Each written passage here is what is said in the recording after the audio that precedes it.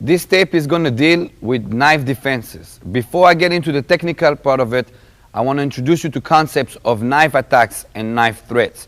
It is important that you understand the difference. Number one, a knife attack is already somebody attacking you, lunging in, either trying to slash you or stab you. That is considered a knife attack. Then you will have the knife threat. The knife threat will be somebody putting the blade to your neck from the front, the side, or rear, and making a threat, same thing as it would be a threat with a gun. Those are two different scenarios, and they have to be treated differently as far as the strategies and the tactics. As far as the knives are probably the most dangerous tool or weapon you're gonna meet in a street fight. Even more dangerous than a gun. A lot of people say, oh, he's got a gun. Gun is less dangerous because as soon as you understand the mentality of line of fire, get out of the line of fire, redirect the line of fire, it's easier to deal with the gun than with the knife. The knife will stay alive the whole time. In other words, the weapon is the blade, and that blade is going to stay dangerous the whole encounter. You cannot neutralize the blade. Blade is there to either stab you or cut you, and that's part of the nature of the tool. Number two, a knife is very quick. Any knife fight, it's going to happen fast. Some knife fights, you don't even realize they got a knife before you got cut. In other words, you realize there's a knife involved because all of a sudden you got cut. That is why it is probably the most dangerous weapon on the street. The Haganah system has put a lot of research, a lot of training time, a lot of skill drills development for this part of the system because of the nature of the weapon. Historically, also in the Middle East, there was a lot of attacks of blades on Israelis during the first intifada, the first uprising. Therefore, we had a lot of encounters with the knives, and that became part of the landscaping as far as combat is concerned. With that in mind, you're going to have to understand what a knife is and how a knife operates. Thereafter, you're going to have to understand how a knife attack, what kind of nature a knife attack has, and how you're going to stop that. As far as knife defenses is concerned, I don't like to call it knife defense in the sense of as soon as he's got a weapon, he is strategically and tactically more armed than you. And it is a paradox to go into a state of mind, I'm going to defend myself against a knife. It is always better to either equal your weapon, in other words, deploy your own knife, or greater your weapon, he comes with a knife and you got a gun. The knife defenses or the knife threat defenses are there as a last resort as an Haganah practitioner. In other words, if he pulls a knife and I have access to a knife, I will pull my knife before I'll go into empty hand against a knife. However, terrorism and criminal activities will dictate that sometimes you will not have a knife. In other words, the enemy is going to have a knife and you don't have a knife to deploy it even if you wanted to deploy a knife. This is why this is considered last resort technique. In other words, I will resort to this as my last line of fire. My first line of fire will be greater the weapon, second line of fire equal the weapon, and this will be, okay, I don't have a weapon, I don't have an access to the weapon, and I have to survive this encounter without a weapon. So if you have a choice, deploy a weapon. If you don't have a choice, the techniques that you're going to see in this tape will be what will make you survive the edge weapon attack.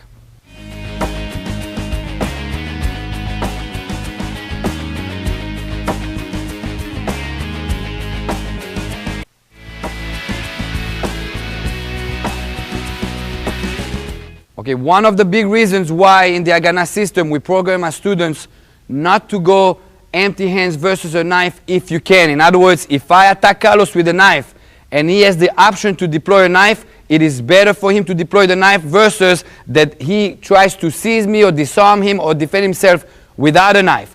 That would be the reason for that. If Carlos is dealing with a deranged person that comes attack him, the untrained knife fighter is going to commit to it. He's deranged, he's enraged, and he's just coming at it. In that scenario, it will be possible for Carlos to defend himself. However, if you're dealing with an experienced knife fighter, it's going to be in and out. There is no way on earth you're going to be able to seize that hand, because the trained knife fighter not only will have a good entry, but also he's going to probably rotate you before you come in, and it's going to be too much stress for you to grab that knife. So yes, the knife hand against knife will work against inexperienced knife fighter, but against an experienced knife fighter, you better deploy your own knife, because you have to equalize your level into the knife.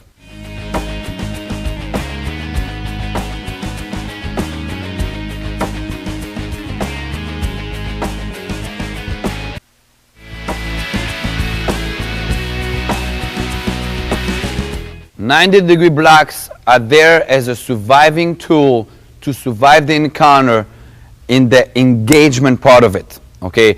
When he attacks you with that knife, you're going to be stressed out. It's going to come out of nowhere, and all of a sudden his intention went from 0 to 100. I want to take your life with that knife. You're going to have a tactic that is proven to make you survive the initial encounter. But this tactic is there as a tool to transit. In other words, if I know I have a knife, or if I know I have a gun, I'm going to want to deploy that weapon to either equal myself to him as an opponent, or either greater myself. In other words, if I got a firearm, by all means, pull out your firearm. So the 90-degree tool is going to be the surviving tool for that transaction. Now, why do I want to deploy my weapon versus just defend myself?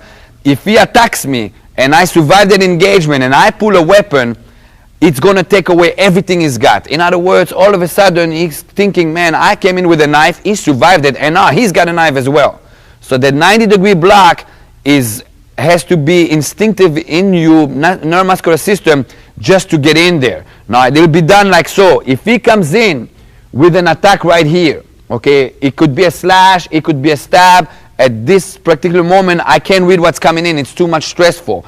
I am going to enter with a 90-degree. Now, that block has to be firm in the sense of I'm stopping him. Okay? Right now, he came in, and his objective has been changed by me basically stopping him. From here, I'm going to counterattack with a punch to the face. The counterattack to the punch to the face is going to create two things. Number one, I'm going to short-circuit him. He's going to think, ouch, versus I'm going to cut him. Number two, it will open the distance. When the distance is open, now I deploy my own weapon. Now he's got to come back knife versus knife. When he comes back knife versus knife, his confidence level dropped. All right, so every time you know that you can deploy a weapon, you're going to use the 90-degree block with the counter. It could be coming from this angle. Then it'll be 90-degree here. Again, I have a 90-degree. I'll pop him here, disconnect, and from here deploy my own weapon. In other words, the 90-degree block is there as a tool for deployment.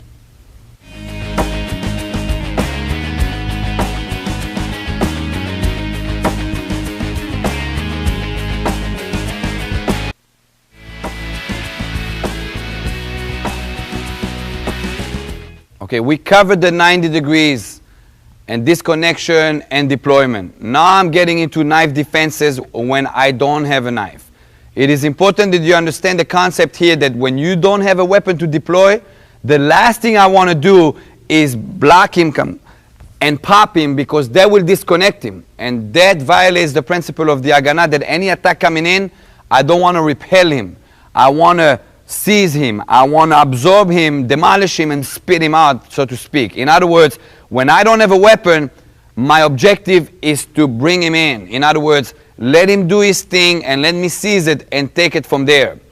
As a guideline, we do not like to disarm a knife, because for two reasons. Number one, when he attacks you with that knife, all his thoughts are right here. His objective is to use this as a tool.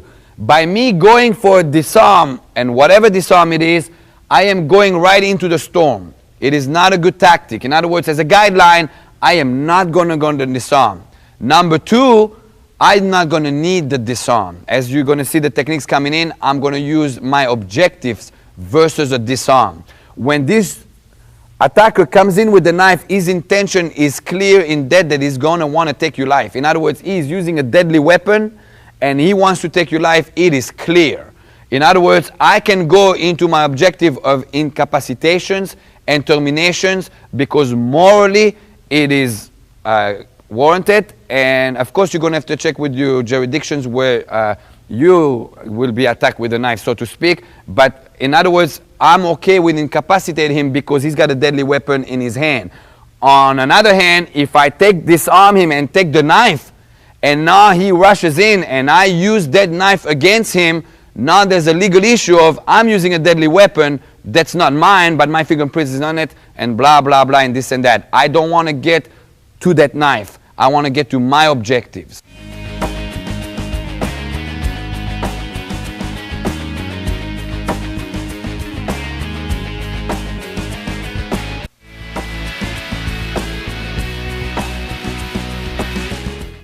He comes in with the first one. The first one will be here. All right. What I'm going to do is I'm going to come right here and seize it. Okay. The seizing is basically me saying I'm not disconnecting. And every technique you're going to have coming in, I am going to want to seize versus block. If I block, there's a freedom. In other words, if I use a block, that hand is free. All right. It's going to give me another transition to seize that knife. No good.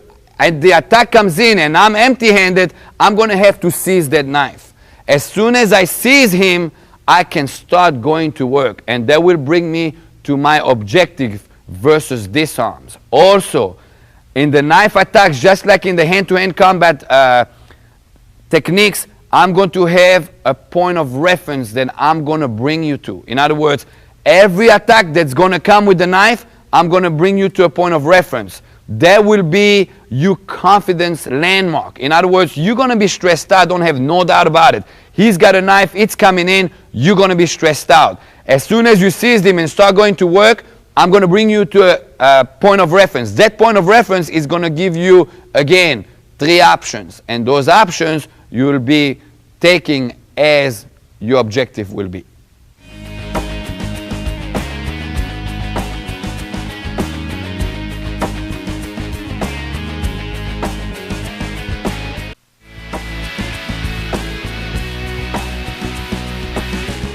Before we get into the techniques and the defenses, you're going to have to understand angles of attack. Angles of attack is a tool we use as a traveling line when the knife comes at me, as a reading of the actions coming in.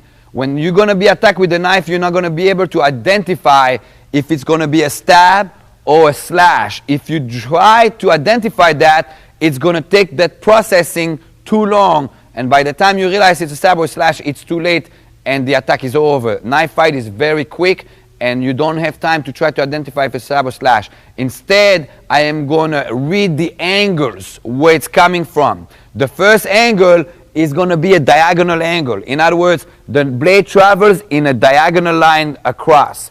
Okay, this could be a slash or it could be a stab. It doesn't matter. The line of travel is the same. Also, he could be in right lead. In other words, the knife is up front. The knife is up front, or he could be a left lead. The knife is in the back, or the knife is in the back. I treat that the same. In other words, I treat that per angle, not according to the technique or the lead of the opponent. That's too much stuff under pressure for you to read. Second angle. Second angle will be diagonal on the other side. Again, this could be a slash. This could be a stab. I could be in left lead or I could be in right lead. To him, he sees it as a line of delivery as the same angle. All the leads and the stabs and techniques do not matter. It could be even in a reverse grip. I could be here stabbing or here slashing. It's still the same angle of attack.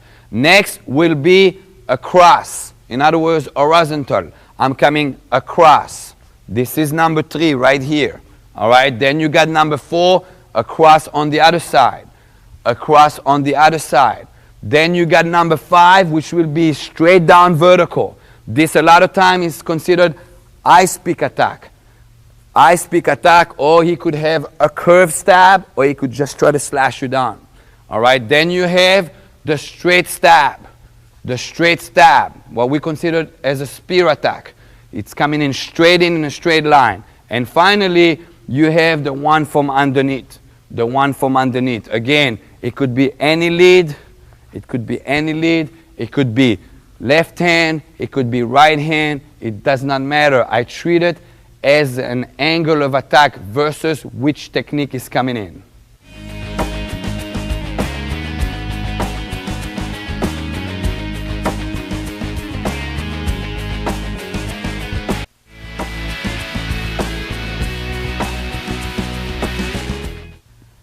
Chris is coming with this angle right here. Again, I cannot read if it's a stab or a slash, and I will treat it per angle.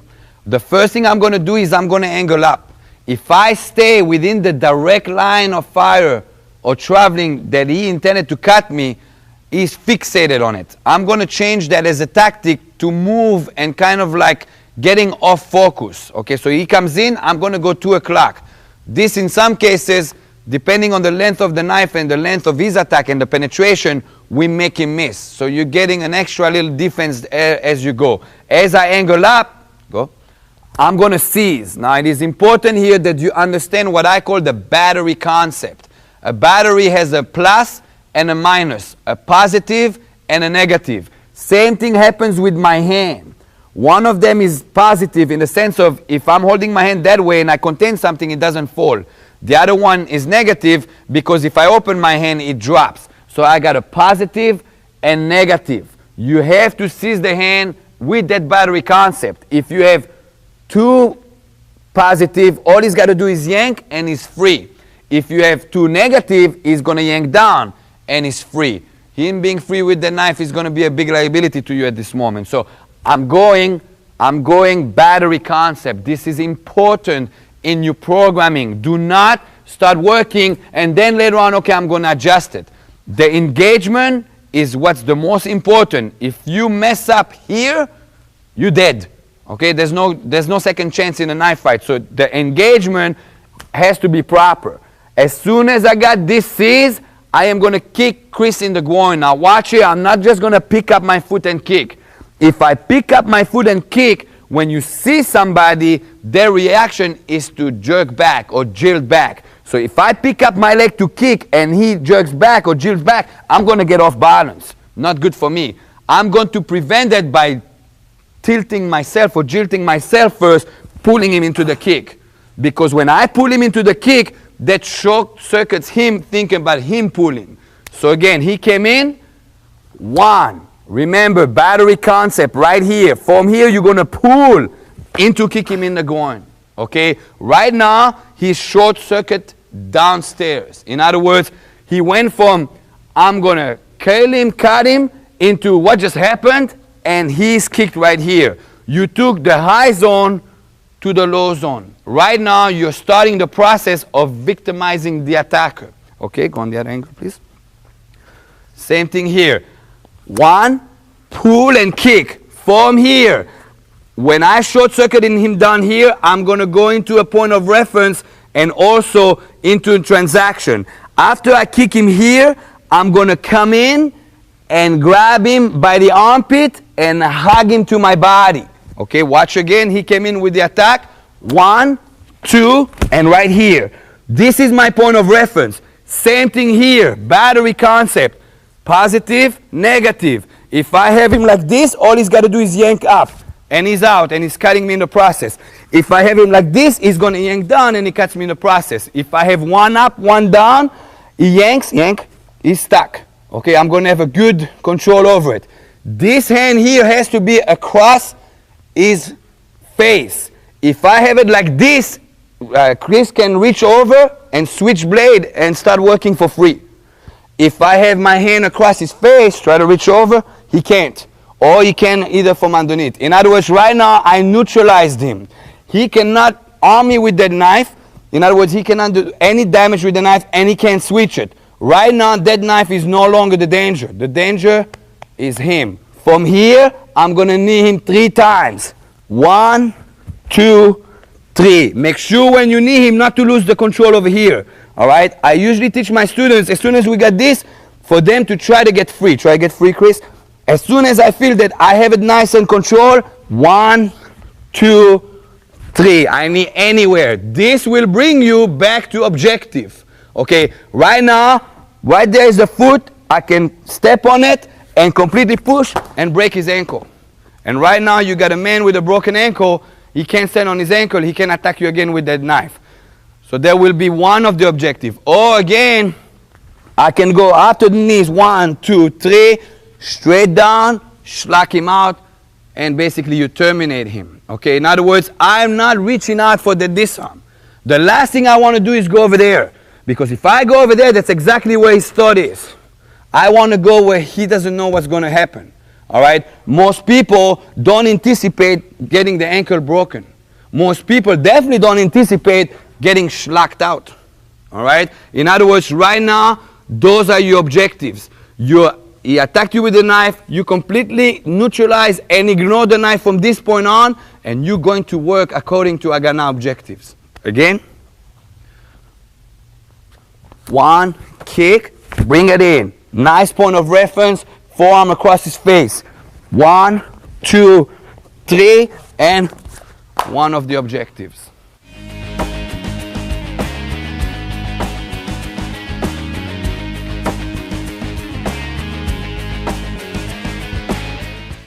It is important when you seize the knife, when Chris comes in, that you have a full extension on your hand. If you don't have a full extension on your hand and you closer and he has used, let go please Chris, a reverse grip, he might have poked you in the eye, and that's going to affect the rest of the fight. Or maybe he was going for a curve stab and it's too close. You always want to use the full length of your hands as an extra defense. Do not get used to be up here. You want to seize it and keep it away from you until you short circuit in downstairs. Now it's safe to come in. Also, on the knees, remember, you need 3 times anywhere. Don't start looking for a target. You're going to be very stressed out when there's a knife involved. And what's important here is having that point of reference good, that if he yanks, try to yank out, he can't get out. This is more important than the knees. The knees is just short-circuiting him. On the wrenching the neck, remember to go tight. Don't reach for it. Tight. And remember to wrench this direction, right here. Don't just go up here, then he's just going to go with you. It's this direction, tight, and this direction. It's very important that if you go into an objective, you can finish up your objective because the knife is still in his hands.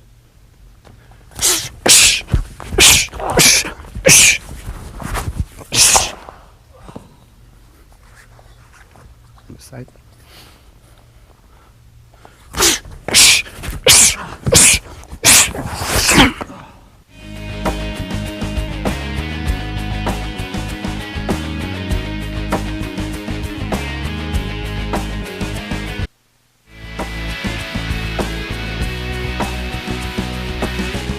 Okay, this time Chris is going to come in with that angle right there. Again, I do not know if Chris' intention is to slash me or stab me.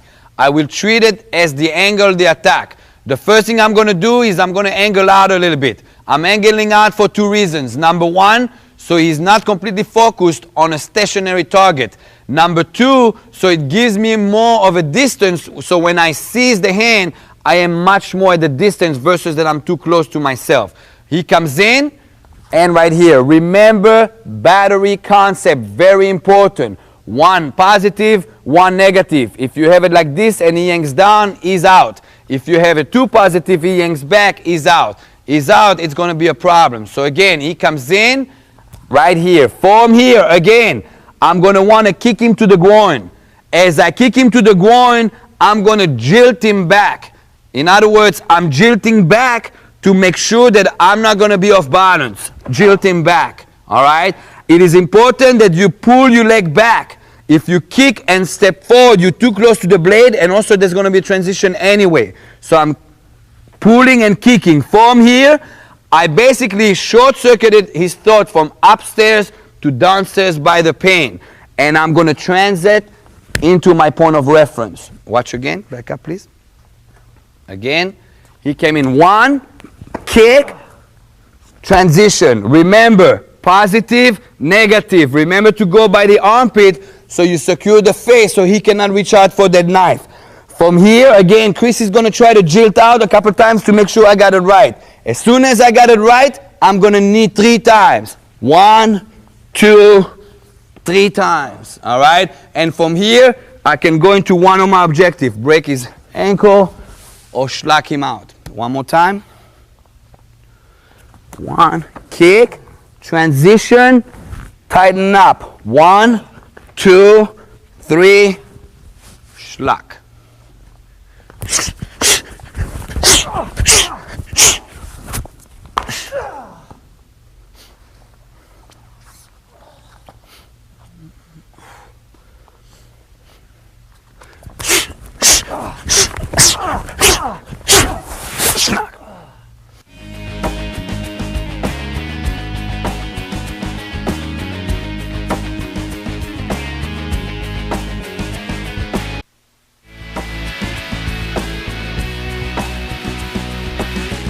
Angle number 3. This time Chris is going to attack me horizontal.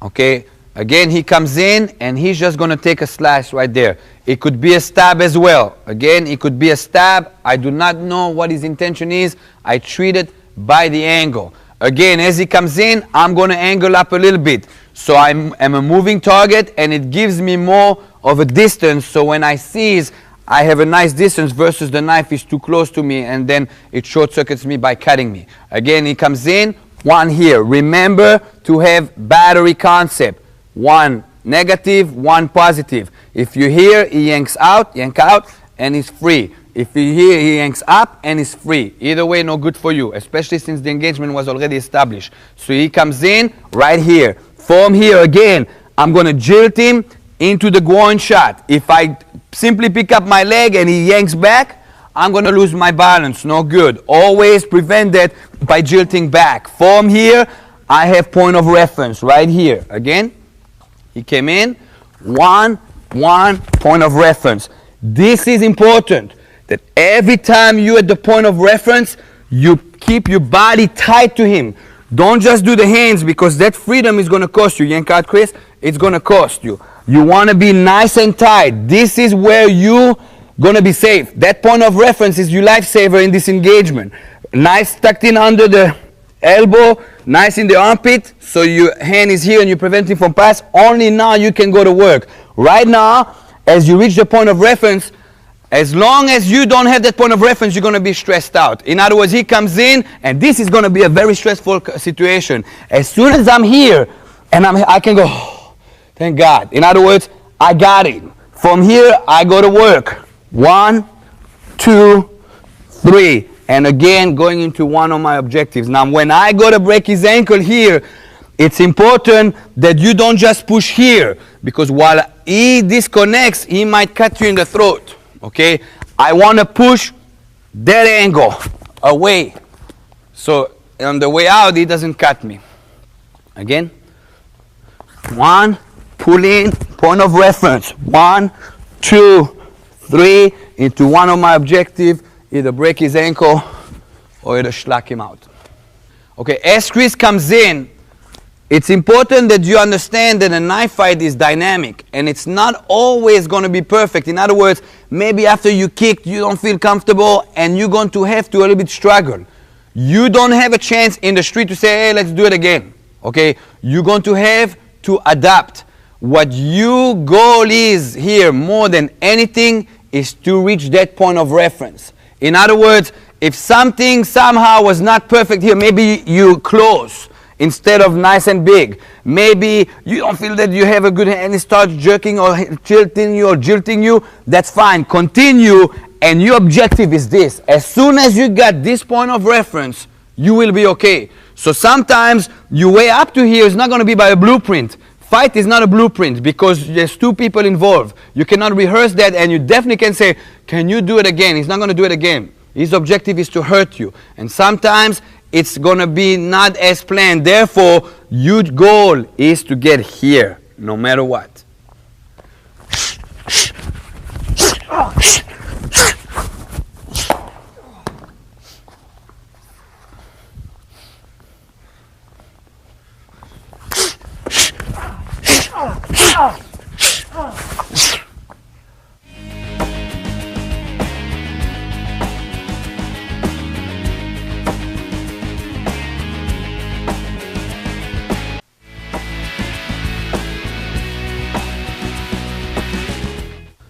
This time Chris is coming for an angle 4 attack. Either he's going to slash or either he's coming in with a stab. I treat it the same way. I'm not trying to detect what's coming in and getting more stressed out by it. Again, the first thing I'm going to do is angle out. I'm angling out for 2 reasons. Number 1, so I'll have more distance to seize. Number 2, so I'm not a stationary target and I get him somehow a little bit off focus. As I angle out, I'm going to seize the knife. Again, positive, negative. Not this way, definitely not this way. Positive, negative. From here, I'm going to short circuit him by kicking him in the groin. Same technique applies here. I'm going to jilt and pull into a kick. Don't kick and defensively wise he yanks back and you'll be off balance again. So you pull and kick to short circuit him. From here comes my transaction into the point of reference. Again, 1, kick, point of reference. Now as soon as you got him in a point of reference, again, on this side, attack. As soon as you got him in that point of reference, again, now you can go to work. Remember to have it tight to your body. Tight to your body. Make sure that it's a positive, negative, and your hand is on the armpit so you can control that it doesn't switch the blade over. From here I go to work. 1, 2, 3, and it puts me right into one of my objectives.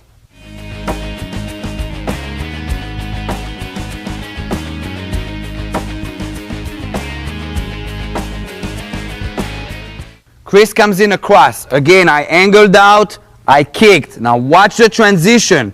What gives me the transition is the jilt of me kicking in the groin. In other words, this is going to short circuit him. As I do so, I rotate down. Don't go across with the blade and then you get cut. Downward. From here, all I do is this hand scoops underneath, serves it into my chest, and I catch it. Okay, do not try to keep holding on and then your elbow is compromised and you're in awkward position. I don't want that elbow up like this. That hand holding here compromises your elbow leverage. All right, when you go here, all you do is down and you let go and you scoop and hug it. As soon as you got it hugged, you can go to work.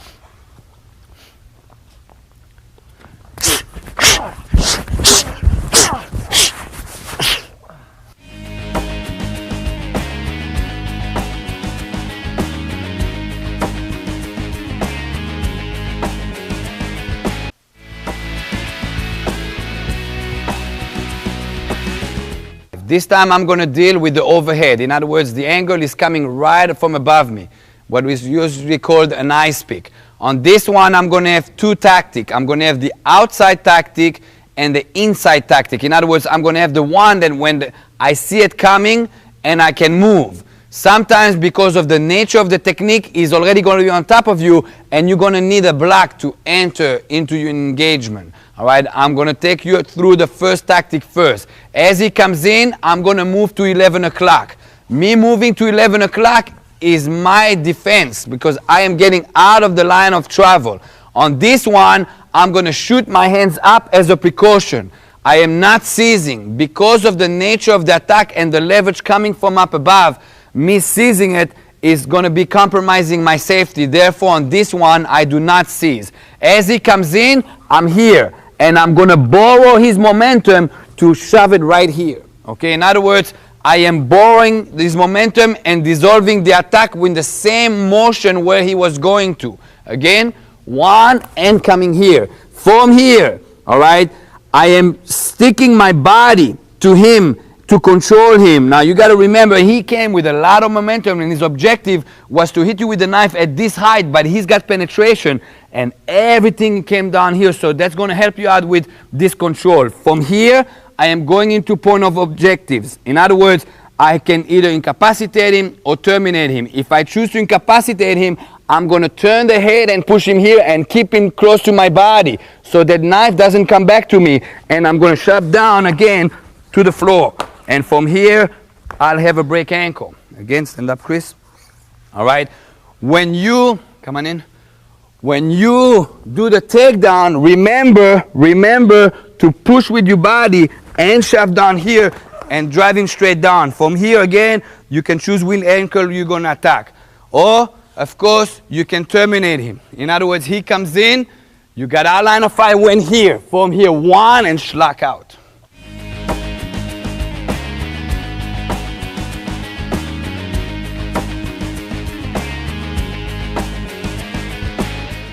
It is important here to realize that when I got him where I wanted, your point of reference is weaker because of the nature of the angle of attack. Therefore, you're going to have to neutralize in a different way. All right? When you're going for the takedown to break his ankle, remember to first push up. When you push the chin up, most people will try to resist going backward here. That's going to short circuit him instead of start thinking switching the hand with the knife or do something with the knife. In other words, when I'm here, he's going to try to push there. That will give you that you can take for the takedown or, so to speak, for the termination. Remember to slide up and don't reach out. He's going to bite you. Slide up. Now as he resists, you take that and borrow it for the schlock.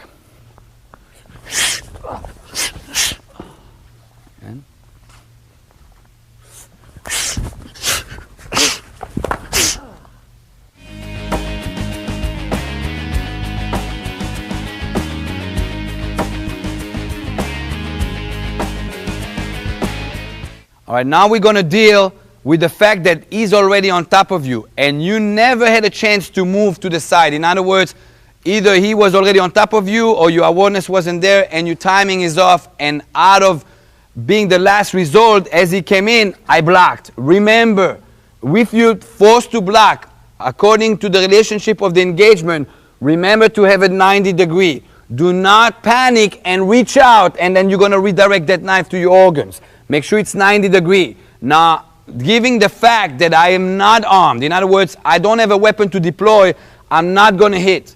Because if I hit now, I disconnect him, and then I do not contain him. Again, every time it comes in as a hand-to-hand tactic, I want to contain my opponent. I never want to repel him. It's a Nagana principle that is very important to keep as you fight, because you don't want to stress you out in the ways that you're going to start changing tactics. All right, so instead of hitting, what I'm going to do as he comes in here on contact, I'm going to shoot in my hand. As I shoot my hand in, I'm going to figure 4 and step through. Now watch what I mean figure 4 and step through. I'm going to shoot and put my hand right here. As I put my hand right here, it forms a number 4. It forms a number 4. That's why it's called a figure 4. As soon as I got the figure 4, I'm going to step through and push toward his shoulder. Do not push out, because then the hand gets straightened up and he has freedom with the knife. Again. So I'm here. I did this out of instinct. I shoot in figure 4. I'm going to push this way and step through. As I step through, I'm going to rip shoulder and take him down. Again. 1, shoot, step through, rip it, incapacitate him and take him down. On this one, because of the nature of the attack and it was a last resort and I have a figure 4, I only have an incapacitation. I don't want to let go and try to fish for his head while the knife is right there. In other words, here I am definitely going for the incapacitation of ripping his shoulder out completely and tearing all the tendons. It is important that you don't reach out and do it here, then it's strength against strength, and you're still in the line of that hand as a struggle. I'm going to step through and just rip and take him down, incapacitate him in the process. All right. As Chris comes in, remember to maintain the 90 degree. As you shoot in, you're going to form the figure 4 by grabbing your own arm. Right now you got the 4. Remember to push towards his shoulder as you enter. If you're going to push this way, it's going to straighten him up and he's got something to fight with. I'm going towards his joint. As I do so, I step in and I rip. Okay, in reality, you just rip through.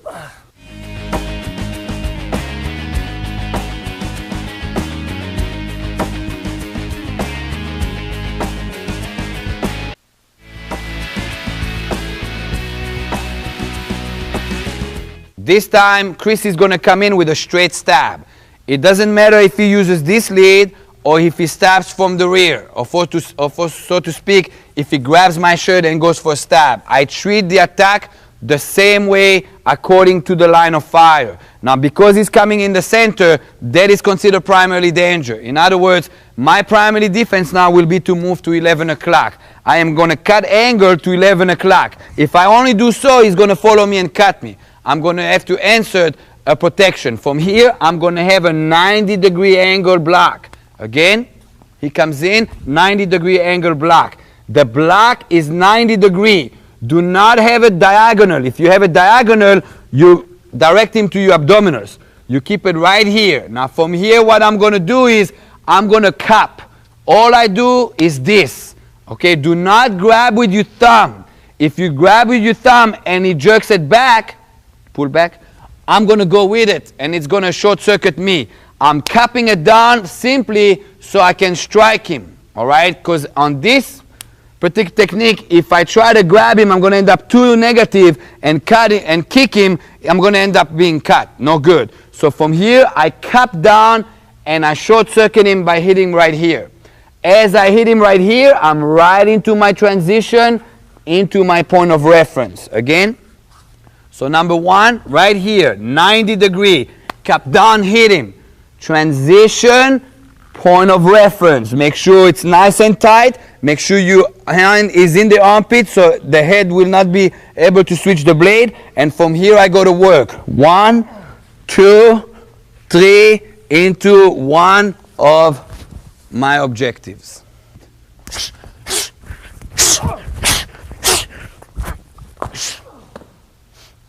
Again.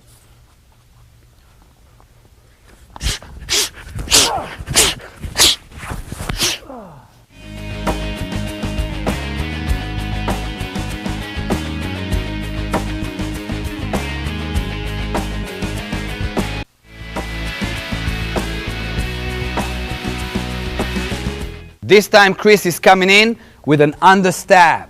Because of the nature of this attack being very strong, I'm going to take a 90-degree block to begin with. Okay, it's important here that you look at my body posture, that I'm leaning into the block, so I maintain the knife far away from me. If I simply block and the knife is long enough, and according to the penetration of his strength, I'm going to get stabbed. So I am going to actually lean into that 90 degree. Again, make sure it's 90 degree, not bigger, because then I'm going to actually direct him to my throat or to my neck. All right, so again, I'm here. Now I'm going to hit him in the groin. 1. As I do my transition.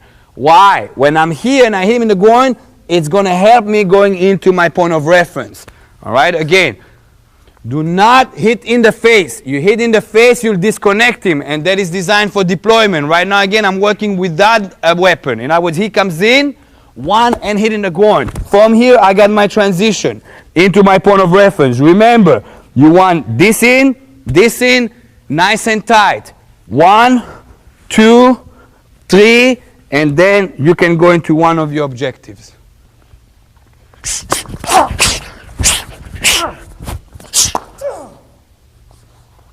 Again.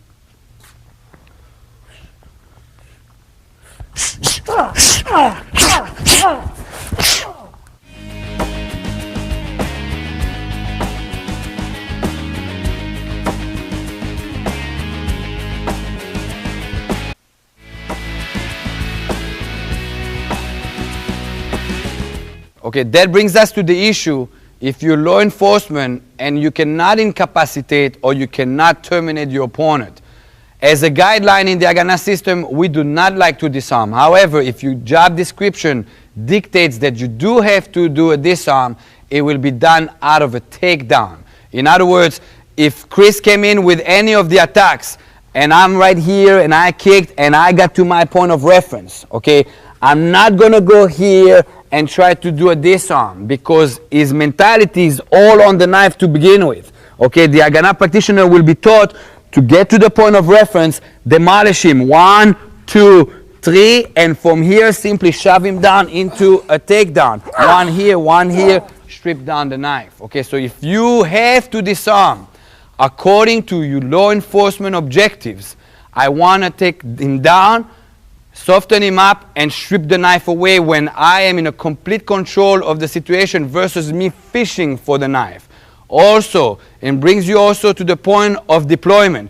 If Chris attacks me with a knife or shows the intention to attack with a knife and I'm on the job, most likely you have a firearm on you. And it's better for you to deploy and contain the scene with the firearm, because it's going to keep you safe much easier. However, if the contact was already established and you already into your point of reference, from here, if you want to disarm him, do not fish for the hand. Simply take him down first, soften him up, strip him down, and the knife is in your possession.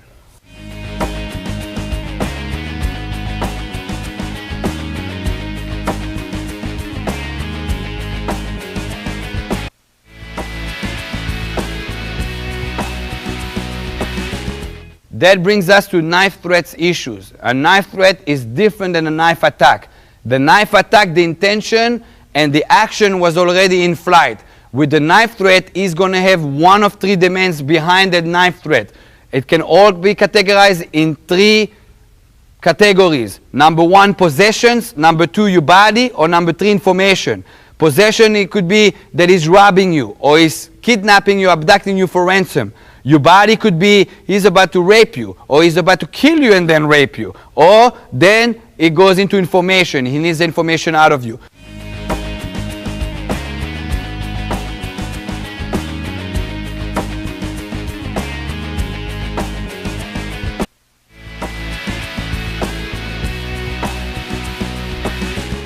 The first scenario is Carlos coming in, putting the knife right here to my throat. Again, there is a demand. If he wanted me dead, he would have cut me, and this would be irrelevant. That demand keeps me alive. The first thing I'm going to do is comply, or at least act like I'm complying. I am doing so I stress him down. His stress level goes down. He thinks he's going to get his demand. Therefore, it's not to his advantage to schlag me in my neck. And here also, I'm getting my hands closer to the area where I'm going to want to operate. So again, number 1 will be right here. From here, I need to prevent the primary danger of this threat, which is him moving the knife 1 inch this way. As long as I can prevent that blade traveling 1 inch this way, I will be safe. If I start stressing myself out, he's going to cut me, he's going to kill me, I can't focus. I'm going to be here and I'm going to prevent that. By that, I'm going to turn my body and hit the forearm. Turning my body will disconnect the blade. Hitting the forearm will prevent him to move in that direction.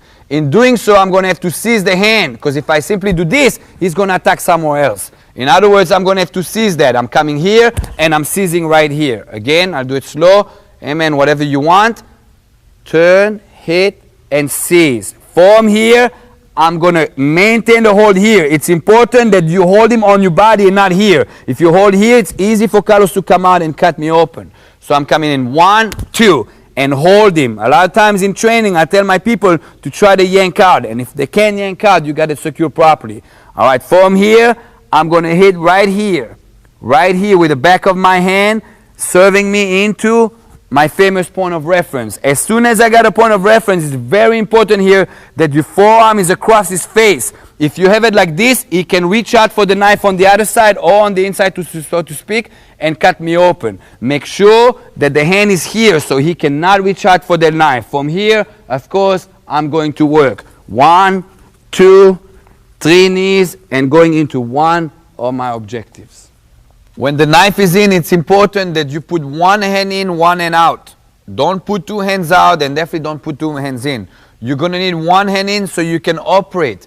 You always put the one that's out on the side where the knife is. In other words, I'm not going to put one in out in here because this hand is irrelevant, it's just holding me. I'm always going to be here. Now, if the knife is here, it's the same thing. One and in, one and out. Always the one out, the one that's by the knife. When you raise your hand, especially when it's this close, do not do it abruptly. Because when you do this abruptly, out of just reaction, he's going to cut you. You're going to have to just sneak your hand in, comply, tell him whatever he wants, and bring the hands right here so you can operate and work from there. Amen. Whatever you want.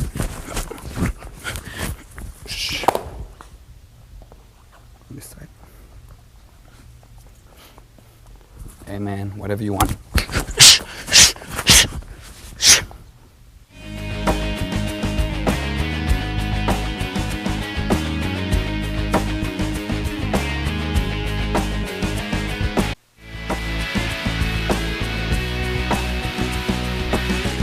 This time Carlos is coming in and putting the blade on the inside. In other words, the blade is here versus here. This will be a completely different technique because if you go here, you're actually going to help him cut. So on this one, you're going to have to go the other direction.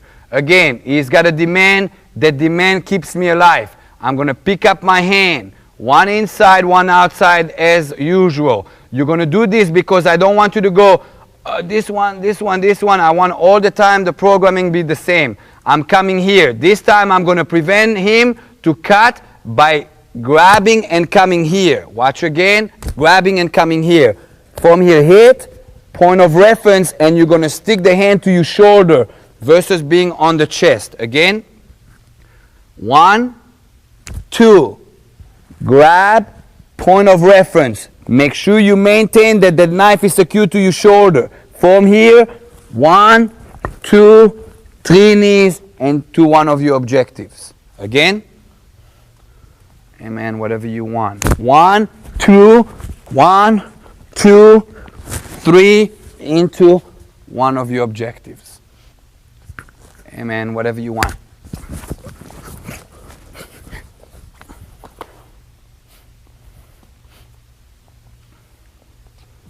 Amen. Whatever you want.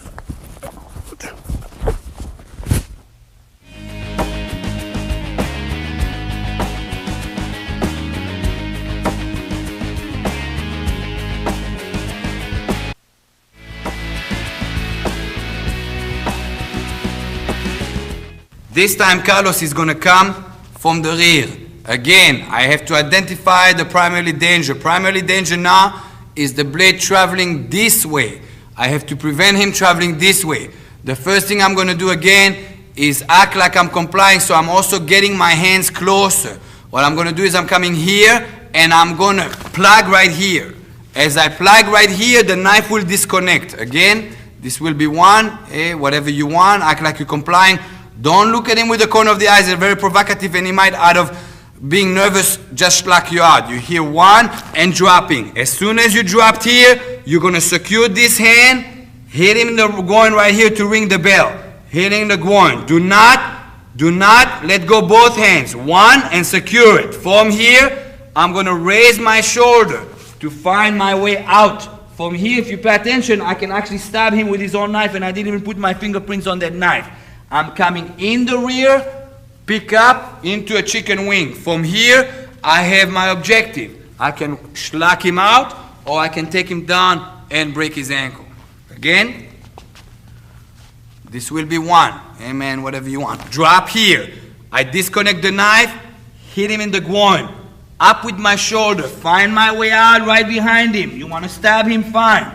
Coming up, make sure you grab him here so he stays erect. From here, you can schlock him out or you can take him down and break the ankle. Okay, as you come from underneath and here, it's important that you keep everything tight. Don't come out and give him room. All he's going to do is yank and he'll be out and he'll be free. When you came from underneath, you want to raise your shoulders so you create yourself a window to step right back. So you can still stab him and you're going to drive that hand right behind his back while you're going to grab the shoulder right here and keep him erect. There will be the chicken wing right there. Only from here he's got already pain compliance. Right here. And you go into your objectives from there. Hand goes straight up, keep it tight. If anything, you want your whole body to be involved into the chicken wing. Hey man, whatever you want. Good, again. Hey man, whatever you want.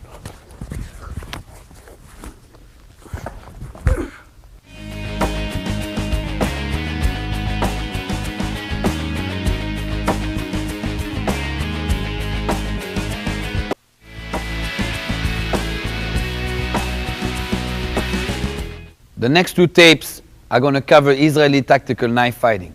Israeli tactical knife fighting is probably the specialty of the house of the Haganah system. Before I get into the technical parts of it, techniques, how we use the knives, I want to introduce you to why Israeli tactical knife fighting is such a specialty of the house. We believe that without you being able to use a knife as a weapon, all your self-defense techniques will be incomplete in the sense of this is a new era. This is modern combat. There is knives out there. A lot of times you're going to have to use those weapons to defend yourself. There are lots of people say, I don't want to carry a knife because I just don't like it. You're going to have to carry a knife to equalize your weapon. The knife is the greatest equalizer in hand-to-hand combat in the sense of as soon as a knife is in your hand, it doesn't matter how big he is. It doesn't matter how strong he is. The knife will equalize that instantly. On top of it, you have to look at the history of the Haganah system.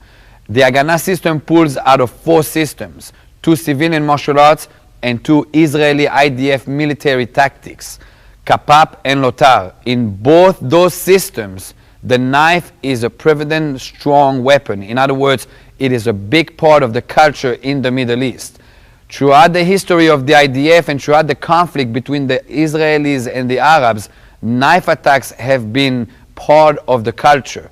And because of that, both sides are armed with knives. In other words, you'll have the knife attackers and you'll also have the IDF operators that carry knives. It is important that you learn how to use a knife also as an intelligence gathering, how to deal with the knife attack. If I don't know how a knife attacker is going to attack me with a knife, how the hell can I defend against it? In other words, I'm going to have to learn how to use that knife to be aware of what's coming in. If I don't know how to use a knife, I surely don't know how to defend against a knife. So that's on a tactical level. Also, it is important that you understand the violence involved in a hand-to-hand combat situation. Combat, street fighting, violence is serious business. If you don't bring the weapons into play and the other side does, they'll always have the advantage. So yes, you want to be the good guy, but on the other hand, you don't want to be the underdog in the fight. Therefore, it is important that you build Israeli tactical knife fighting into your curriculum, into your arsenal as an Haganah practitioner. With that in mind, let's get to work.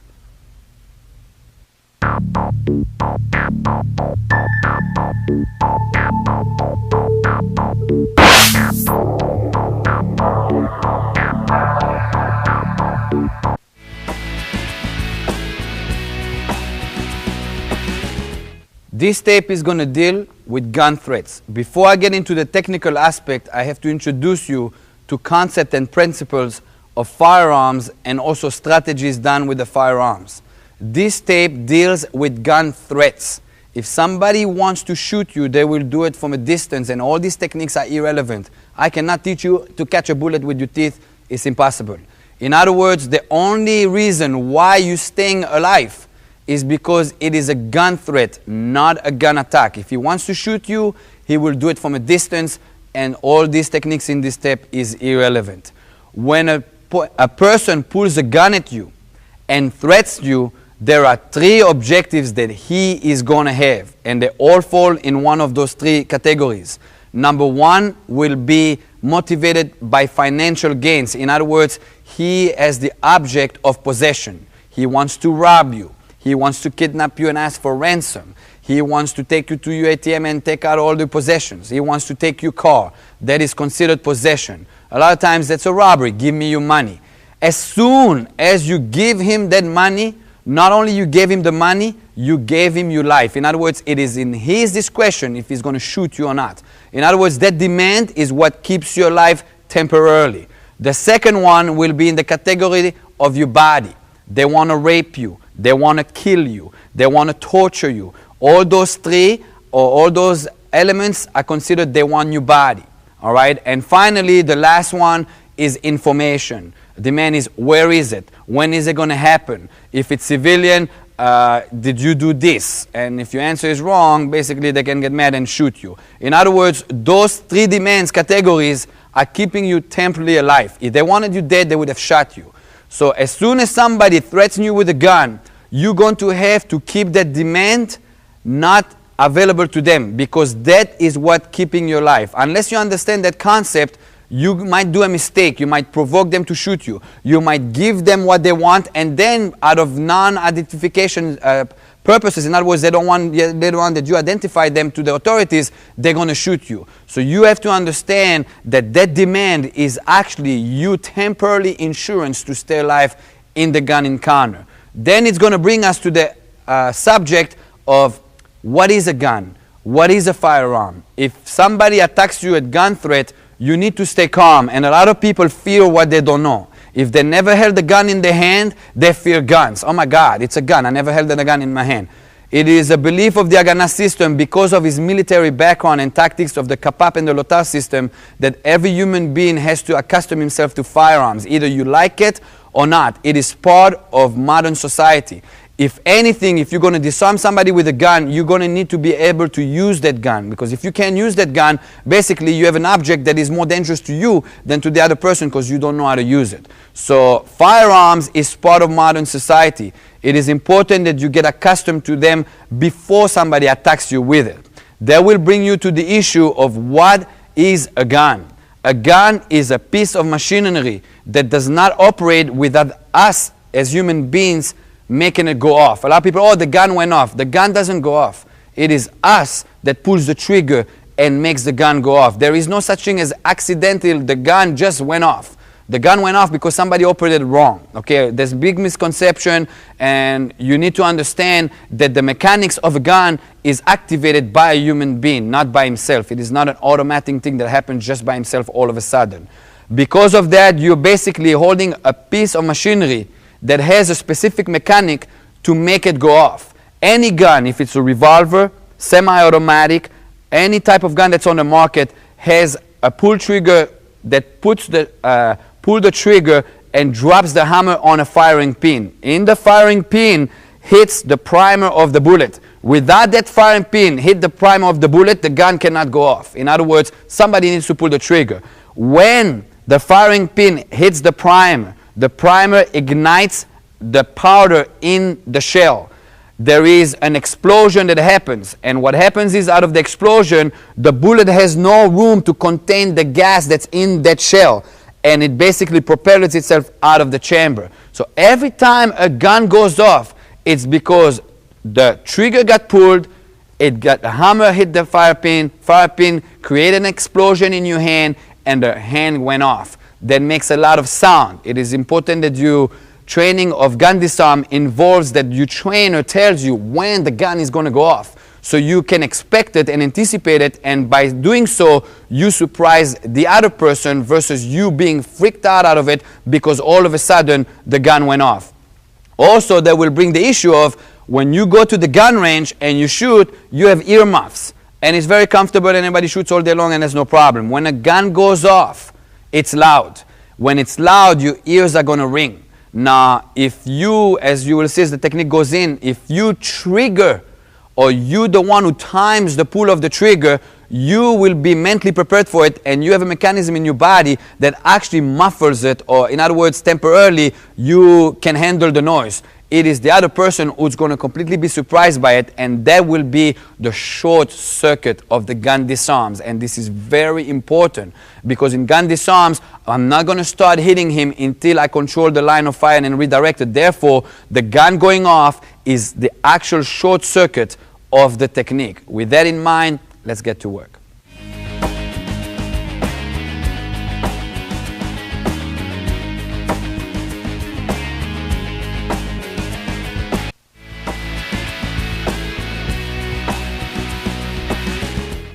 Chris pulls the gun.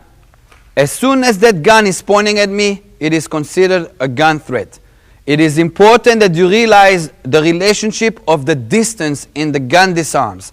If I am far away, that I cannot reach that gun, no technique on earth is going to save you. If he decides to shoot, you better hope that he's a bad shooter and he misses you. In other words, you have to be within arm's reach to be able to defend yourself with the gun. Systematically, there is different angles that somebody can attack you with the gun. They can attack you from the front, they can attack you high, they can attack you low, they can attack you from the side and from the rear. Depending on the attack coming in is what you're going to defend against and how you're going to do it. However, there is principles that you must understand. Every time Chris points that gun at me, the primary danger is the line of fire. A lot of people think, oh my God, he's going to shoot me. Oh my God, he's going to pull the trigger. Oh my God, my head is going to get blown off. Him pulling the trigger is the action. Him shooting you is his objective. You getting your head blown off, it's the result. If you're thinking any of those three, your amount of stress is going to rise. And when your amount of stress is going to rise, you're going to get into shock and it's going to be impossible to deal with it mentally and emotionally. Anytime he pulls that gun at me, I think as long as primarily I get out of line of fire, I can survive the encounter. That what that's going to do to me, it's going to lower my stress. It is super important that you stay calm in this situation. Any jilt or any action might make him nervous and he's going to pull the trigger. Also, the professionals keep their finger off the trigger and they will not put that finger until they're ready to shoot you. Okay, in some ways, it's good that you have a professional in front of you, and in some ways it's bad because if he's a professional, he knows what he's doing, and most likely he would have not been that close to you to begin with. Then you got the deranged person. For some type of reason, he is not in a good day today, he's not having a good day, and his finger is right on the trigger. All right? This is the untrained person. The untrained person is very dangerous because anything you do, that gun is going to go off because he's a little bit less stable mentally and emotionally. So those are things that you're going to have to realize. All right? Every time a semi-automatic gun shoots, what happens is by the explosion that happens in the gun, the bullet will be propelled out of the chamber, will be pulled out. In other words, out of the muzzle will come a bullet. This will automatically create an explosion in the gun. And the slide will go back and retrieve another bullet. And right now, you have another bullet that went into the chamber. You interfering within the gun disarm with that slide going back and forth, you will jam that gun.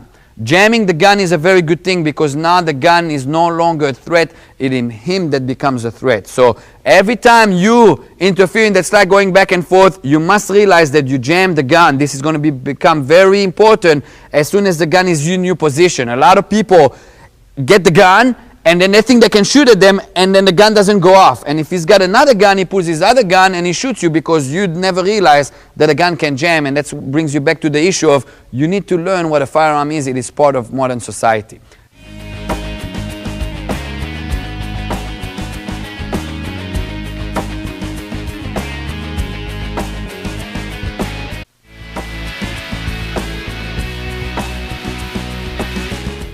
Gun disarm number one will be a threat to the chest. Okay, primary danger is line of fire. Not him shooting me, not him pulling the trigger. You must understand that the primary danger is the line of fire.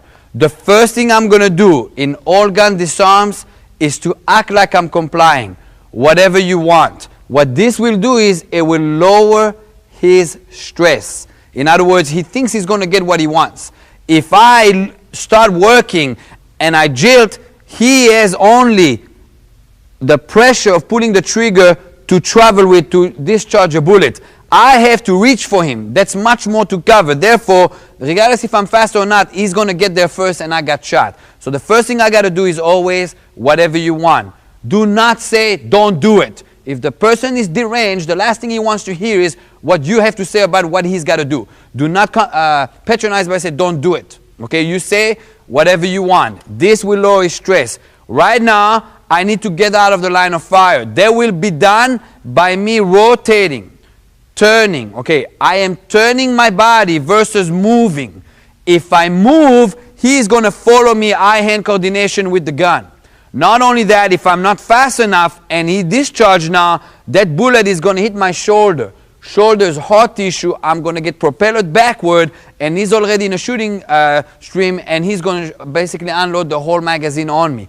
I want to turn, because while I'm turning, I am presenting soft tissue. In other words, even if I get shot, it's just going to glaze me. It's not going to propel me backwards. So again, the first thing, amen, whatever you want. From here, watch what I'm doing. I am rotating and grabbing the gun. Okay, as I'm rotating, that takes care of that line of fire. In other words, I got out of the line of fire. As I do so, I'm going to shoot my hand right under the trigger guard.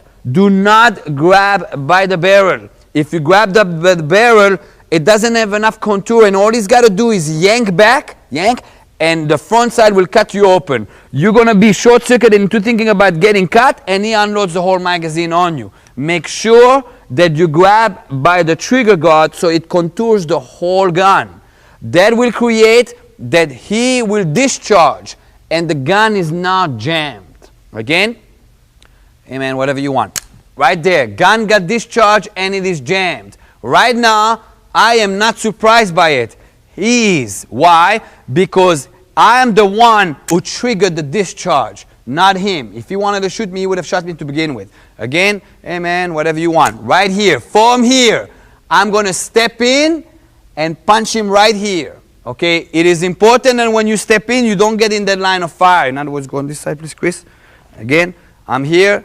Amen, whatever you want. One here. See, the gun discharged over there. Right now, I step in and I hit him right there. From here, when I hit him here, that short circuits him in thinking over here. I'm going to shoot my hand down here and grab the corner of the gun. Do not get in front.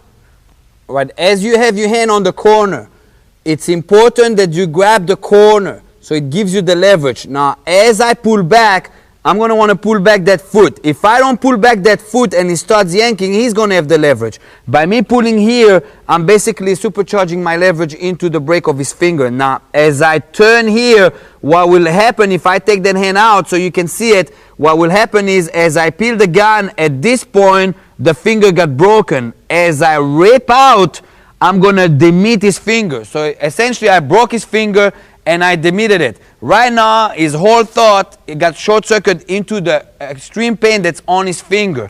As soon as I pull the gun out, I'm going to have to operate that gun to be operative. In other words, the gun is jammed. I already established that.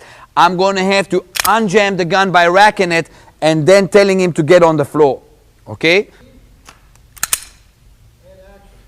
Again, amen, whatever you want. 1, 2, coming in from underneath, corner, rip the gun out, rack it, and tell him to get on the floor. The issues of right hand, left hand, and two hands. Chris threats me here. If he's holding right hand, it's going to be this. If he's holding left hand, I am not going to go to the other side just simply because he's holding left hand. Under that pressure and that stress, the only thing you're going to see is the gun. In other words, you cannot go, okay, let me see left hand, right hand, and by the time you assess that, because you're looking suspicious to him, because you're trying to find out which hand it is, he might shoot you and you never got to do anything. So it'll be the same thing. The technique will work the same way, either on the right, the left, or so to speak, two hands. If he comes in with two hands, it's the same exact disarm. I do not change the techniques according to right, left, or two hands.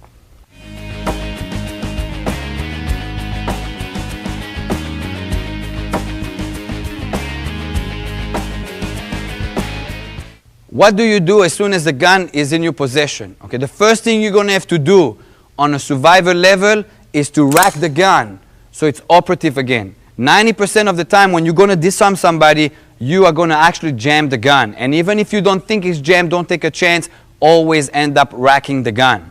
As soon as you rack the gun, it is your responsibility to find out in new jurisdictions about deadly force and when use of deadly force is legal. In other words, you're going to have to abide to the law wherever you live in.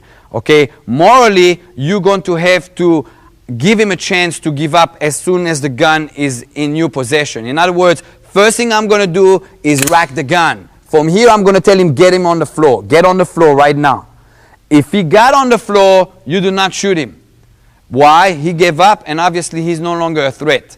If in case you tell him to get on the floor and he pulls out another gun, it's time to shoot him because he's endangering you. In other words, as soon as he pulls that gun, it's 2 to the body, 1 to the head, because it's going to be either him or you.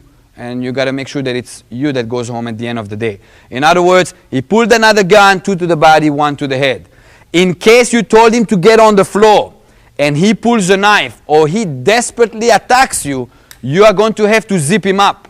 If you go to the chest, 1 to the body, he still might get to you with that knife. In other words, yes, you shot him and he's going to end up dying, but he's going to cut you in the process and he's going to kill you as well. Therefore, nobody won. You're going to have to zip him up from underneath so he collapses. In other words, coming from underneath. So basically, you'll have 3 options. And again, you're going to have to check with your jurisdictions what deadly force is considered in your area. If he pulls a gun, 2 to the body, 1 to the head. He goes on the floor, you told him to get on the ground and he completely gives up, you wait for the authorities to get there and that's a legal process of itself. If he comes at you desperately with a knife or simply attacks you out of desperation, you will have to zip him up. That's the only way you're going to survive the encounter. Amen. Whatever you want. Get on the floor! Get on the floor! Again. Amen. Whatever you want. Get on the floor.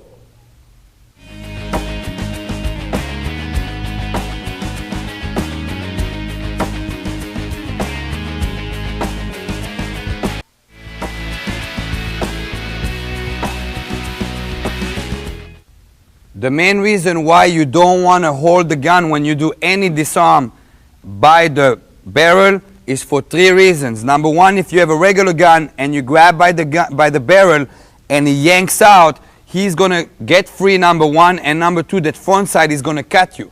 That will short circuit you in thinking, ouch, I got cut.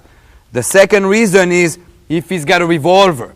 If you're going here on the barrel, he can still shoot you because the drum can still rotate. If you go by the trigger guard, you interfere in the rotation of the drum rotating, therefore he cannot shoot anymore and you jam the gun. The final reason is for the compensated barrels. If I grab by the barrel and he shoots the first shot, I'm going to let go because it's going to burn me because there's a flare coming out. And then again, I did not contain the weapon. If I go by the trigger guard, when it goes off, I will not get burned. So again, number 1, so the sight doesn't rip you when he pulls. Number 2, so you jam the gun if it's a revolver as well. And number 3, so you don't get burned by the compensated barrel.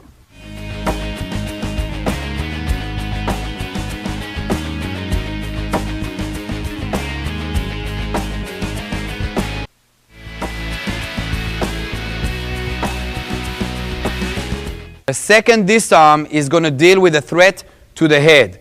This time, the threat is to the head. Now on this one, I'm going to choose a different method than doing this for the simple reason that if I had it to my body earlier and I chose to go here and that gun got discharged and I had a bystander, maybe I'm working VIP protection, or maybe it's a family member, they got shot in the leg, they will survive.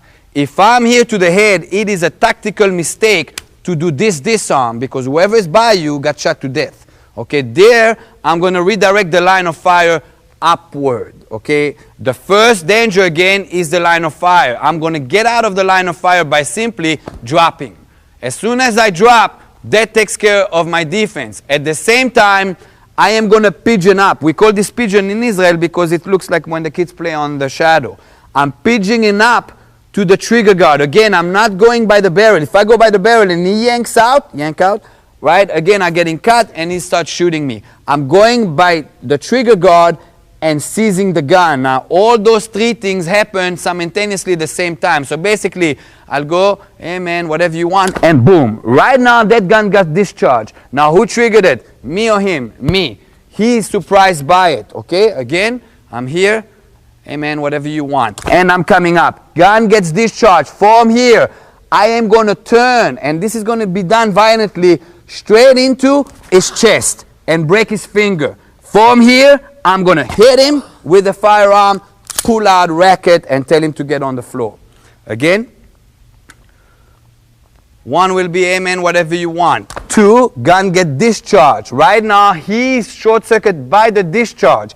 I'm going to step in. Don't try to break his finger from here. You're off leverage.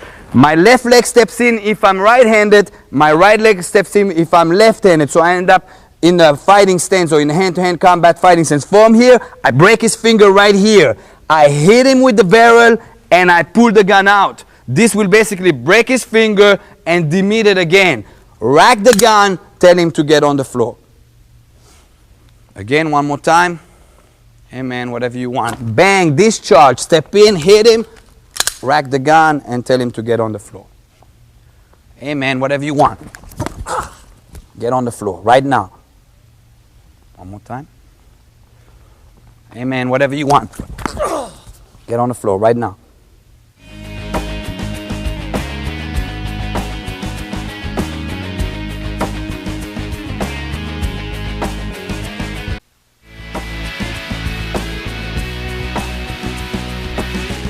This time I'm going to deal with a front threat right here. He's just putting the gun right there. He's holding me.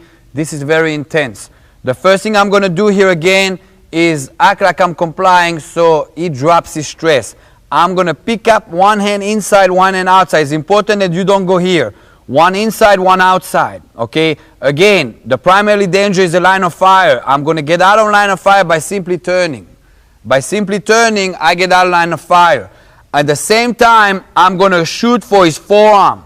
So I disconnect it, and I'm going to grab the gun by the wrist. All right, so it'll be 1, I'm here. Amen, whatever you want. And I'm going right here. Now, it is important that you grab the gun right here.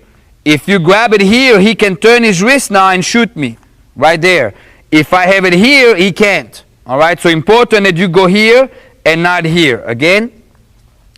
Amen, whatever you want. Right there, right there. From here, I'm going to hit him right in the neck. Right in the neck, point of reference. Knee him, go to the gun, break his finger, rip it out, hit him with the elbow on the way out, rack the gun, and tell him to get on the floor. Again.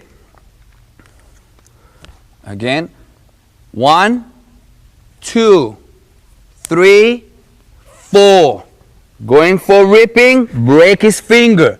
Now right here in Israel, we hit with the barrel. Okay, and I'm not getting into the consequences of that. Here I want you to hit with the elbow instead of the barrel. Do not, at no point, hit with the butt hand of the gun. If that gun goes off now, it will go off on you. That is a very tactical mistake, big mistake. You hit with the elbow, rack the gun, tell him to get on the floor. And of course, you'll open the distance and you do so. Again. Amen, whatever you want. 1, 2, knee, break his finger, elbow, rack the gun, get on the floor. Again, Chris is here. I went 1, 2, 3, point of reference, knee. Now I'm coming in, watch. My thumb goes by the barrel and I grab here. What will happen is, as I turn the gun here, if you pay attention, his finger gets broken. In other words, put the finger in. I come in, rip his finger, break it. Out I go, elbow, rack the gun, tell him to get on the floor. Amen, whatever you want. Get on the floor now. Again. Amen, whatever you want. Get on the floor now. On the floor.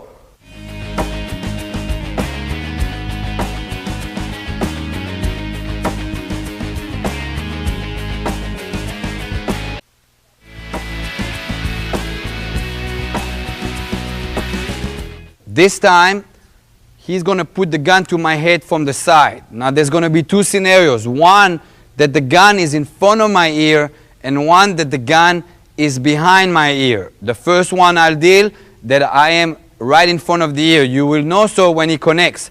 If he puts the gun and he's not connecting, just, as you talk, step in and you'll feel the connection. Because if you do it, and if you're choosing the wrong counterattack to the wrong scenario, it's going to cost you with your life. Okay, again, the first thing here is the line of fire. First thing I'm going to do, amen, whatever you want. Do not put your hands higher than his hand because you're going to have to clear and that hand is going to be in the way. Just pick up your hand here. Also, anytime you do those big motions, don't do it, and you swing your hands, he might take that as a provocation and he's going to shoot you. So the first thing, amen, whatever you want. What I'm going to do here, I'm going to sidestep. Okay, pay attention here to the sidestep. I'm sidestepping out of the line of fire and deeper than the gun. In other words, I'm not only doing this. If I just go backward, he's going to follow me with the gun. I am clearing the gun by stepping in. Again, amen, whatever you want. And in the process, I'm going to again go to the trigger guard. Don't go by the barrel. He yanks it out. Yank it out, Chris. And he rips you open and then he'll shoot you. Always by the trigger guard. All right, again, one will be, amen, whatever you want. Two right here. As soon as I have it here, gun gets dropped. I hit him in the side, come in underneath, grab the corner of the gun, swing that leg back, break his finger, demit it, and puts him on the floor. Essentially, you are getting almost the same thing as being here to the body. Just it starts off with being to the side. So I'm 1, 2, from here, it's the exact same thing. Exact same thing. All right? We try to program our people as fast as possible to be able to fight.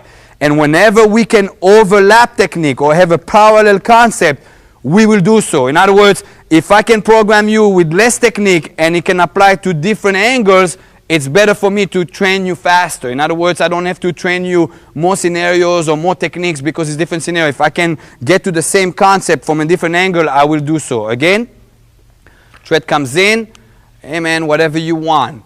2, 3, shoot from underneath, break the finger, rack it, tell him to get on the floor. Amen, whatever you want. Get on the floor, right now. Again. Amen, whatever you want. Get on the floor, on the floor.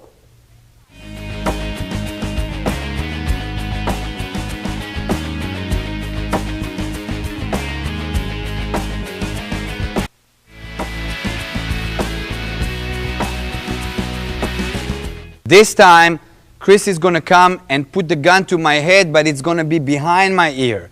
If I try to move sideways, I might get stuck, and now basically he shot me and I'm dead. In other words, I'm going to have to change my tactic.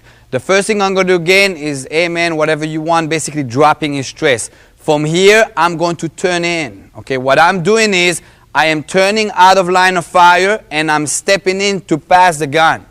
As I do so, I'm going to trap here. All I'm doing is holding right by the forearm, and I'm going to shoot an elbow to short circuit him. Again, amen, whatever you want. Step in, clear the gun, and hit. Again, amen, whatever you want. Step in, clear the gun, and hit. From here, I'm going to grab, knee him, and push. So he's off balance. I'm going to reach for the gun from this side. It is important that I put the thumb by the slide, break his finger 90 degrees. From here, I punch out, which is basically ripping out the gun free. I hit him in the neck, pull out, clear it, and tell him to get on the floor. Again. This will be number 1. Clear the gun, step in, elbow number 2. I knee him and push, so he's off balance. That's 3. Go over, break his finger 90 degrees. Punch out, rip out the gun out of his hand, hit with the elbow, step out, clear it, tell him to get on the floor. Let's get it one time from this angle, please. Again. Amen. Whatever you want, step in elbow, step in knee, step through. Get him off balance. Grab here. Make sure your thumb is right here so you have leverage. Break it. Out, elbow, rack it.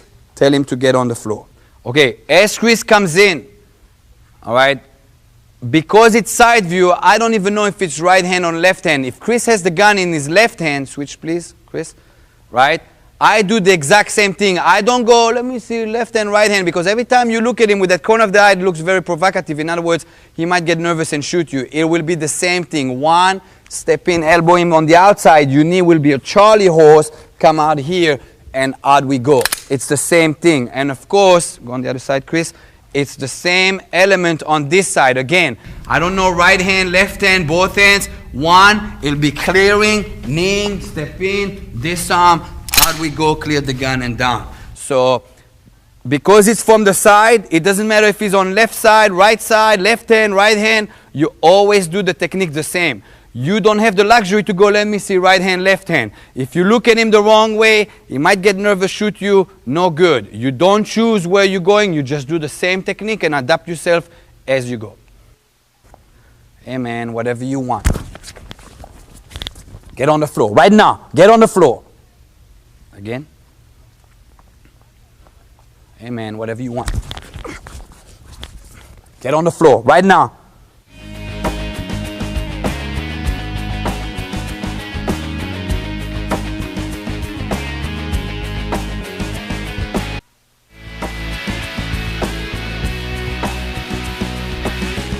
Okay, now Chris is going to pull the gun and put it to the side of my body. Again, there's going to be two scenarios here. One that it's in front of the elbow and the second one behind the elbow. Two different scenarios, two different counterattacks. Same thing happens here. The primary danger is the line of fire. I am going to sidestep and get out of the line of fire. The same thing I did upstairs. As I do so, I'm going to have to control the weapon. I'm going to do so by holding the wrist and the barrel by underneath the trigger guard. Again, don't go by the barrel. Right here. Okay, again, hey man, whatever you want. Here, do not raise your hand and then you're going to make him nervous and bump the gun and he's going to shoot you. All you do, hey man, whatever you want. And you're coming here. As soon as you got this established, pay attention. I am going to step in, rip in. From here, hit him with the barrel, pull out, rack the gun, tell him to get on the floor. Again, one will be right here, whatever you want. Two, from here, step in so you have leverage, hit him with the barrel, pull out, rack the gun, tell him to get on the floor. It is super important here that you step in. In other words, don't go here and try to yank here, because right now, if you try to do this and he yanks back, he's got the leverage and he's going to shoot you. If right now Chris yank back, and I step in, I jammed it, and I can hit him with that barrel, and I troubleshoot him yanking backward. Again, I'm here. 1, 2. When you step in, make sure it's right here. As you step in, you yank the gun and point it at him. Hit with it and rip straight out. Don't start yanking the gun. Straight out like a piston. Now the gun is in my hand.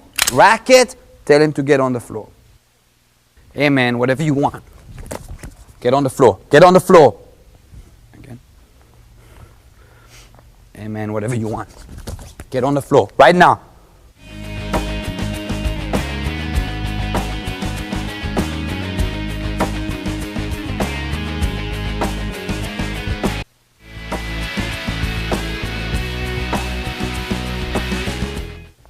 All right, this time, Chris has the gun behind my elbow. In other words, if I try to move over here, he's just going to shoot me. In other words, I'm going to have to change the tactic again. All right, from here, first thing I'm going to do is comply. Again, don't bring your hand up here. It's very important, because then you're going to turn and wrap from up above, and that's a tactical mistake. You're going to need to wrap from underneath. Therefore, same thing as before, have your hands down, whatever you want. What I'm going to do now is I'm going to turn to get out of line of fire, and I'm going to step in to pass the gun. Okay, if you simply turn, you're going to turn into the gun. Make sure you turn and step in. As I do so, I'm going to wrap underneath. I'm going to wrap underneath. Try to get as close as possible to the elbow. Don't go by the wrist. If you go by the wrist and he yank out, he's out. Try to control by the elbow. Again, 1, 2. As I do so, again, here comes the shot to the elbow. That is all done simultaneously as one motion. So I got 1, 2. From here, knee to the groin, push him off balance. Reach over. You put your thumb on the slide, break it 90 degrees. Rip the gun out, hit him in with the elbow, rack the gun, tell him to get on the floor. Again. Hey man, whatever you want. Hit. Knee, push him off balance. Break his finger, rip out the gun, elbow, rack the gun, tell him to get on the floor. One time on this side, please. Again, whatever you want. Step in elbow, knee, step through. I'm coming right here. Make sure you put your thumb right here. Don't do this. If you did this, it becomes a struggle.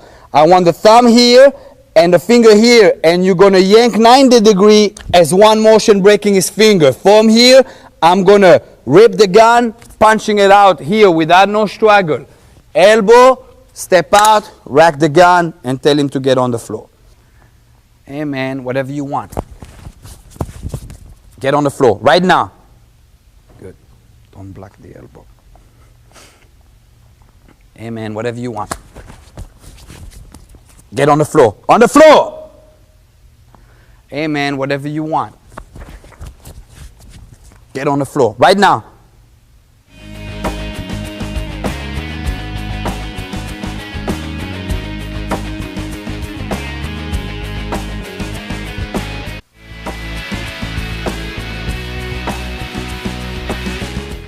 All right, now we're going to deal with the gun disarm that comes from the rear. In other words, Chris puts the gun to the middle of my back.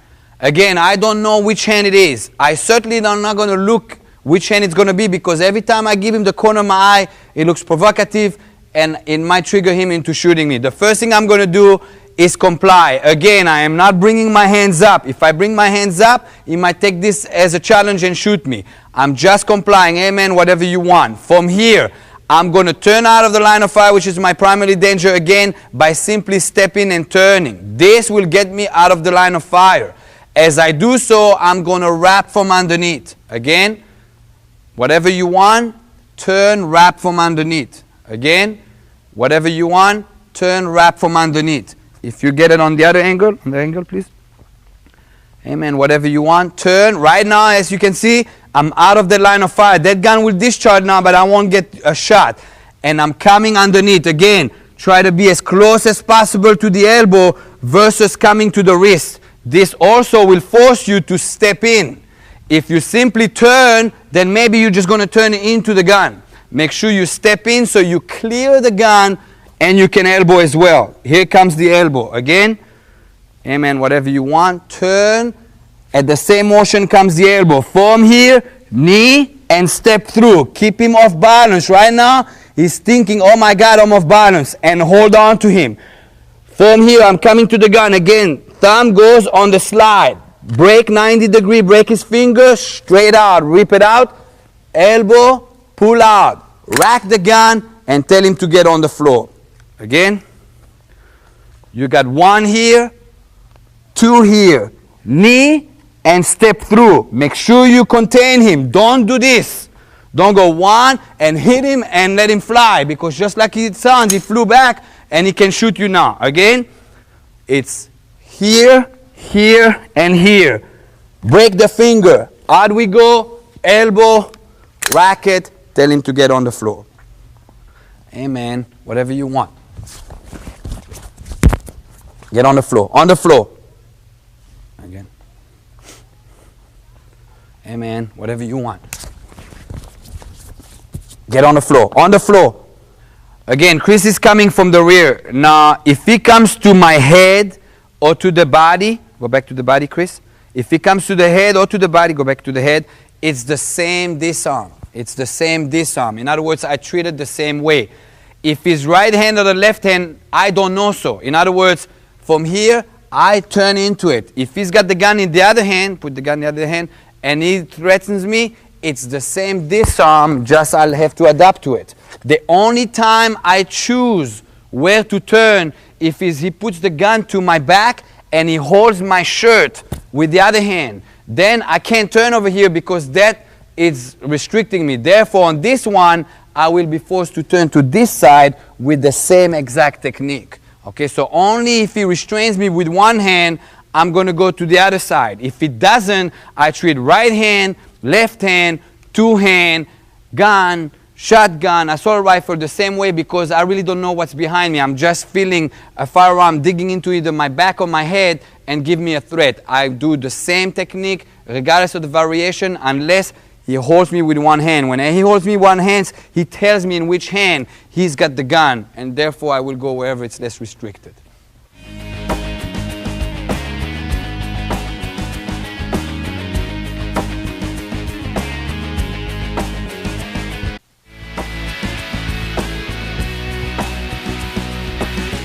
Okay, now I'm going to deal with an attacker that comes from behind and sees me completely into what I call a hostage scenario.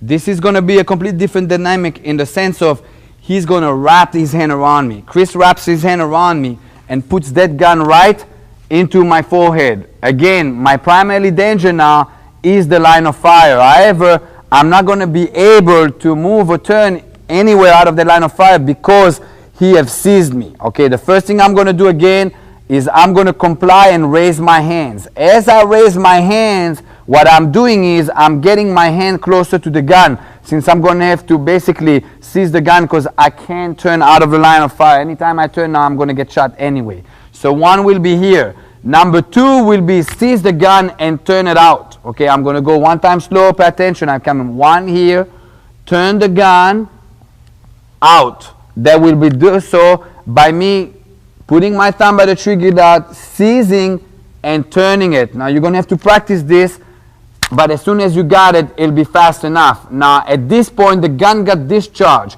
and the gun is very close to both of us, but I was ready for it, he wasn't. That's what short circuits his thought right now. From here, I'm going to squeeze out and hit him in the groin. This will short circuit him downstairs. From here, I come out the back door, and I'm pointing down the gun. Make sure you don't point it at you, still out of the line of fire. From here, I'm going to hit the plea right here. And as I hit, I'm going to step back. And I disarm him, rack it up, and tell him to get on the floor. Again, I'm right here. First thing, amen, whatever you want. Two will be here, gun got discharged. This is what short circuits his thought. This is what short circuits him physically by hitting him in the groin. I come out the back door. From here, hit and yank out. In case you have a struggle here and you can do it, kick him in the leg, out we go, and you'll still be out. As soon as you reach this point, it's important that you pull down and out. Don't pull it to you. If you pull it to you and you're dealing with a professional, even if the gun is jammed right now, he'll involve that hand to unjam the gun and unload it on your leg. Make sure it's still out of the line of fire as far as your leg is concerned. Now when I go to hit here, don't do it like this, because if it slips out, you did not accomplish nothing by it. You're going to hit with the wedge of your hand. As you hit, you're going to yank. As you yank, you're going to pull that leg out. So you have three actions against one hand. You got one here, two here, and the ledge over your leg. That will make him let go. And rack the gun, and down we go. Hey man, whatever you want. Get on the floor. On the floor now. Again. Hey man, whatever you want. On the floor. On the floor.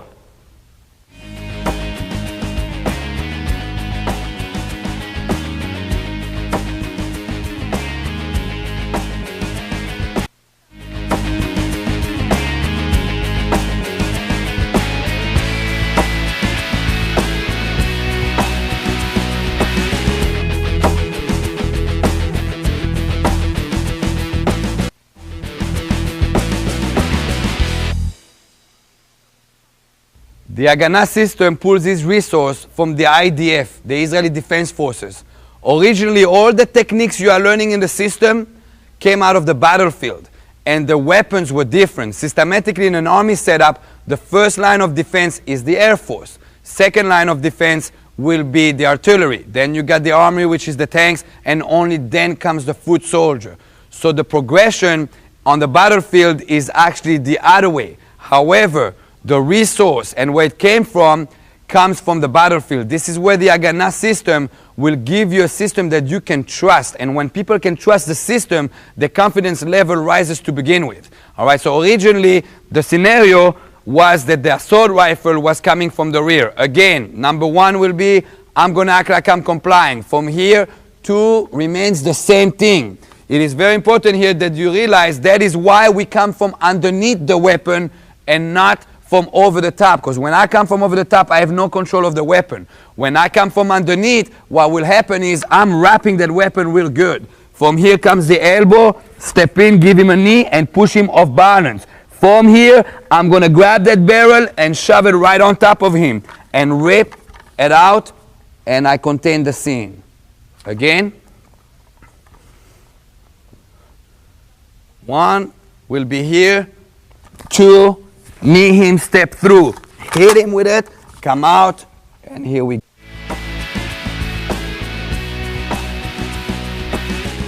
The next segment is going to deal with a third-party gun disarm. A third-party gun disarm usually is talking about the issue of abduction, hostage.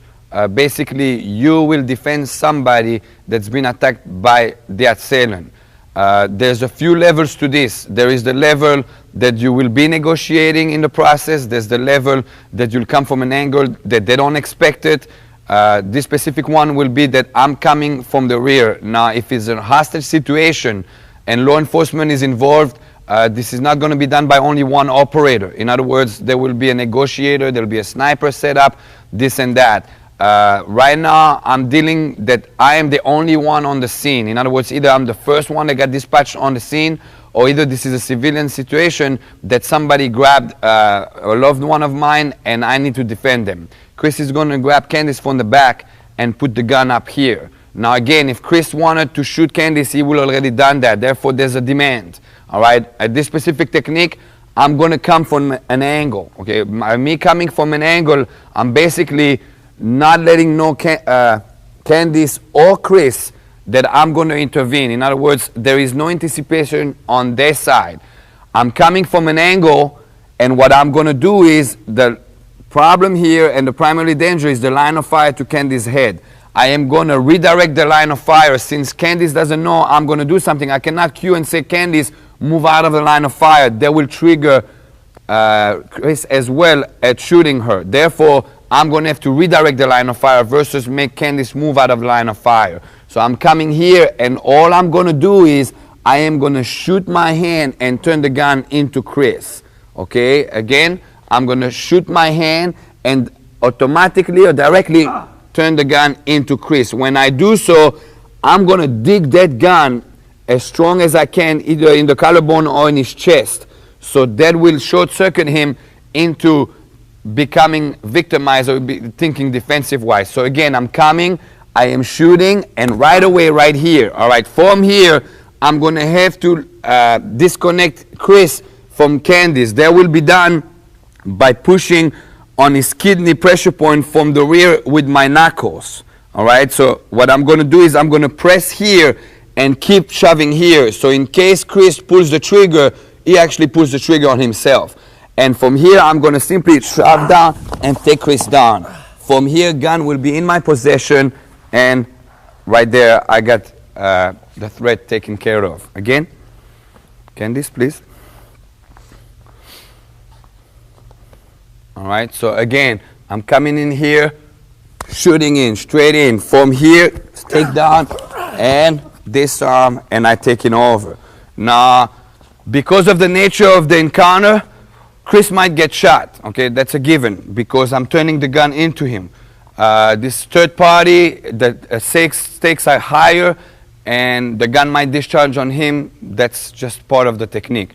As far as the rear part of it, you're going to put your knuckles, dig into him, and push the gun, use the muzzle of the gun, and you're going to arch him.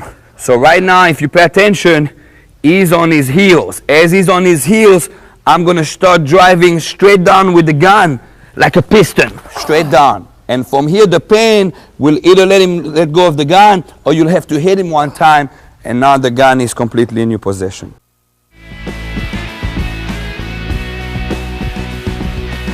This bus is mine! I can't believe! Everybody ride it! Drive the bus! Keep driving the bus! Get down! Get down! Get down! Stop the bus! Stop the bus! Stop the bus! Stop the bus! How do we go? Everybody out! Everybody out! Everybody out! Out the bus! Bang! On the ground! On the ground! On the ground! On the floor! Get on the floor! Don't move!